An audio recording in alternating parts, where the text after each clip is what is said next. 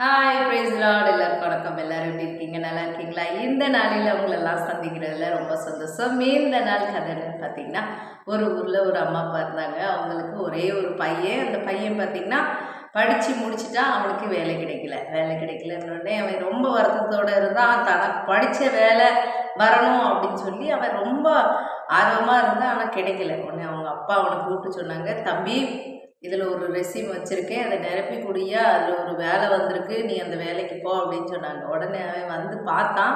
பார்த்தீங்கன்னா என்ன வேலை?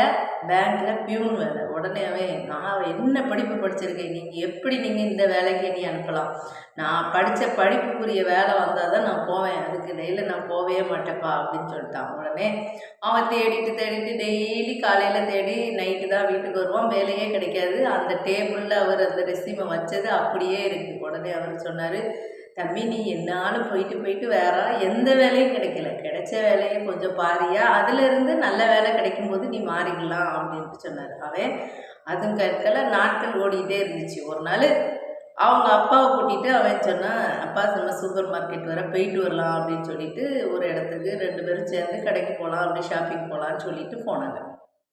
போகும்போது பார்த்திங்கன்னா பஸ்ஸில் கூட்டம், சரியான கூட்டம். திருப்பி வரும்போது பார்த்திங்கன்னா பஸ்ஸே கிடைக்கல. சூப்பர் மார்க்கெட்டில் அப்படியே பைய வச்சுட்டு நின்றுக்கிட்டே இருக்காங்க. வெளியில் பஸ்ஸே வரல. ஐயோ இவ்வளோ நேரம் ஆகி பஸ்ஸே வரலையே. நம்மளுக்கு கூட வாழ்க்கையில் அப்படி தான் நிறைய வாட்டி பார்த்திங்கன்னா நம்ம ஊருக்கு போகிற பஸ்ஸு போய்கிட்டே இருக்கும். அப்போ நம்மளுக்கு பஸ்ஸு தேவைப்படாது. நம்ம ஊருக்கு பேர் போட்டு வந்துக்கிட்டே இருக்கும். அதே நம்ம என்னைக்கு பஸ்ஸுக்கு காத்துட்டு இருக்கோமோ அன்றைக்கி வரவே வராதுங்க. என்னுடைய வாழ்க்கையில் நிறைய நாள் நடந்திருக்கு.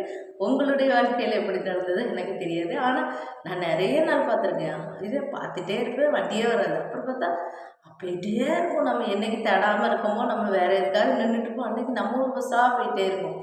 அதே மாதிரி தான் இந்த பையனுக்கும் நின்றுக்கிட்டே இருந்திருக்கான், பஸ்ஸே வரல. உடனே ஒரு மணி நேரம் ஆகிட்டு, எம்மா தம்பி நம்மளால நிற்க முடியலையா, நம்ம ஆட்டோ பிடிச்சாது போகலாம், இல்லைப்பா இருங்கப்பா வரும் அப்படின்னா, கூட்டம்னா கூட்டம், சரியான கூட்டத்தில் ஒரு பஸ் வருது. பார்த்திங்கன்னா இங்கேயும் பஸ் ஸ்டாண்ட்லேயும் நிறைய பேர் கூட்டமாக இருக்காங்க.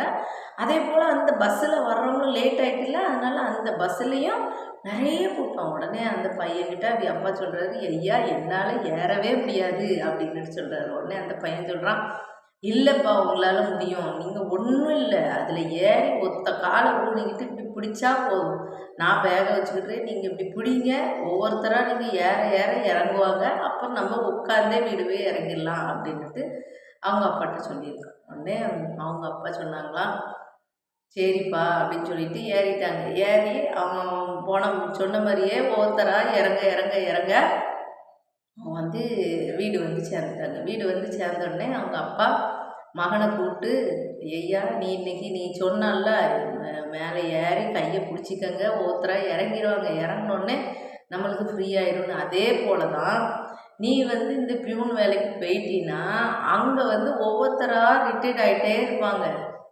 அப்போ பார்த்திங்கன்னா உனக்கு மேலே மேலே மேலே மேலே மேலே பதவி உயர்வு கிடச்சி உனக்கு நல்ல ஒரு பதவி கிடைக்கும். நீ ஏன் அதை பியூன் வேலைன்னு பார்க்கா, நீ என்ன புரிஞ்சுக்கிட்டால அதே மாதிரி நான் சொல்கிறதையும் நீ புரிஞ்சுக்கணும், நான் உன்னை புரிஞ்சல அதே மாதிரி நீனும் புரிஞ்சுக்கணும் அப்படின்னு சொல்லி எடுத்து சொன்னாங்களாம். அப்போ அந்த பையன் யோசிக்க ஆரம்பித்தாங்க. நம்மளுடைய வாழ்க்கையில் அப்படி தாங்க நிறைய பையன்கள் பார்த்திங்கன்னா தாய் தப்பன் மாதிரி எவ்வளோ கஷ்டப்பட்டு படிக்க வச்சுருப்பாங்க, ஆனால் தனக்குரிய வேலை கிடைக்கல அப்படின்னு சொல்லி ஏனோ தானோன்னு இருக்காங்க. அப்படி தானே நிறைய வாலிப பையங்க வாலிப பிள்ளைகள் அப்படி தான் இருக்காங்க. ஆனால் சென்னை ஊரில் என்னை பொறுத்தவரை பார்த்திங்கன்னா ஏதோ ஒரு வேலை பசங்க செய்கிறாங்கங்க. நான் குறை சொல்லலை.